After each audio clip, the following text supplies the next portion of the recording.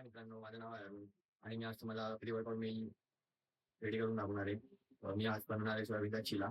तर तुम्ही पण माझ्यासोबत जोडून राहा आणि मला मी त्या रेसिपीमध्ये काय काय टाकतो